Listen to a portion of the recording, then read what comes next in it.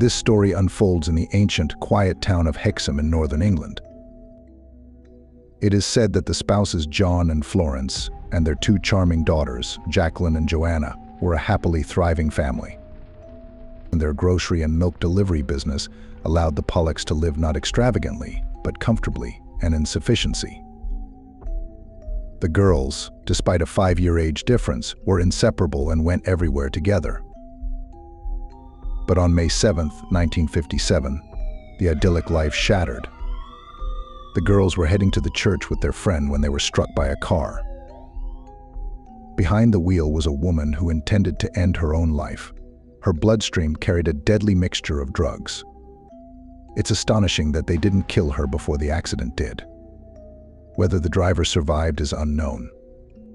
However, Jacqueline and Joanna succumbed almost immediately. Newspapers reported that they scattered like cricket balls. The accompanying boy also died in the hospital. Should I say that Florence and John were inconsolable? Florence plunged into deep depression, while deeply religious John tried to find solace in faith. He firmly believed that the girls would come back to them in the form of twins. The spouses often quarreled over this, nearly leading to a divorce. Despite the quarrels, Florence soon became pregnant again and on October 4, 1958, gave birth to twins. It was peculiar because neither John nor she had a history of twins in their family. John sincerely believed in the miracle, pointing to the fact that Jennifer had the exact same birthmark as the late Jacqueline. When the girls were just a few months old, the family moved from the quiet Hexham to the coastal town of Whitley Bay. And here, the story took on a mystical turn.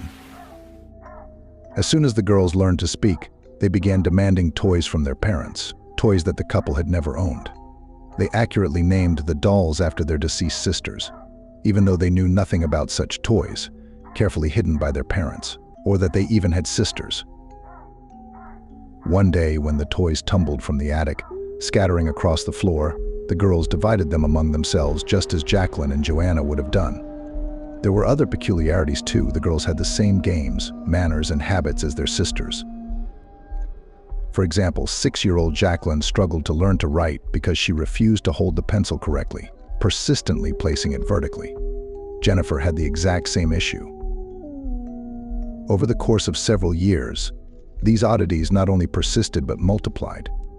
The girls seemed to narrate things that only Florence and John, along with Joanna and Jacqueline, could know. Both were terribly afraid of passing cars, requiring several minutes of persuasion to cross the road. It could be speculated that the parents themselves were so terrified of a repetition of the past that, unintentionally, they frightened the girls. Once, Florence observed Jennifer placing her head on Jillian's knees, complaining that blood was flowing from her eyes and wouldn't stop. When the family returned to Hexham, Jillian and Jennifer seemed to know this town as if it had been part of their entire lives. Their story was intriguing enough to be featured in local newspapers, and it caught the attention of psychologist Ian Stevenson. He meticulously interviewed the parents and the girls, attempting to determine whether they were indeed an example of genuine reincarnation or merely the fantasies of grief-stricken Florence and John. Stevenson himself, it seems, believed in reincarnation.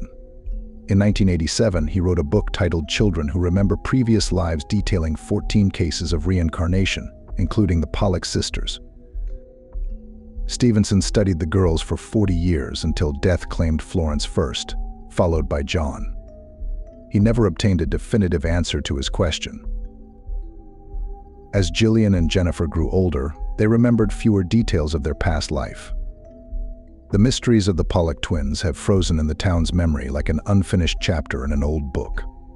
The tomb of time quietly closes, yet their story continues to linger in the air, inviting those willing to listen and discover that some tales, like stars in the night sky, never fade away.